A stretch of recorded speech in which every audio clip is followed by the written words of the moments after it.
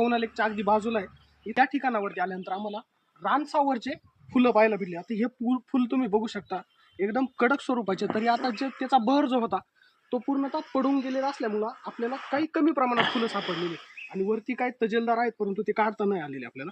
आता हे बघू शकता, एवढी सुंदर असे फुलं आहेत. आज इथून पुढं ह्या वनस्पतींचं आपण खरंच संवर्धन केलं पाहिजे, कारण कालांतराने या वनस्पती संपुष्टात येत चाललेल्या आहे. परंतु ह्या वनस्पतींचे संवर्धन करणं खूप गरजेचं आहे. ह्या नैसर्गिक जे फुलं जे आहेत ते आपल्याला कुठेही भेटणार नाही बघायला. पुन्हा एकदा बघू शकता, ही फुलं एकदम सुंदर आहे. तर याचा देठ बघू शकता, किती टणक देठ आहे. आणि याला एवढी गोडी आहे की याला मुंग्या वगैरे खूप लागतात आणि मधमाशी वगैरे झालं, रानातले जे पक्षी झालं, या फुलांना खातात.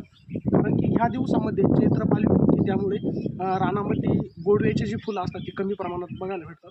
त्यामुळे जे पक्षी असतील, रानातली मुंगी असेल, मधमाशी असेल, ही आपल्याला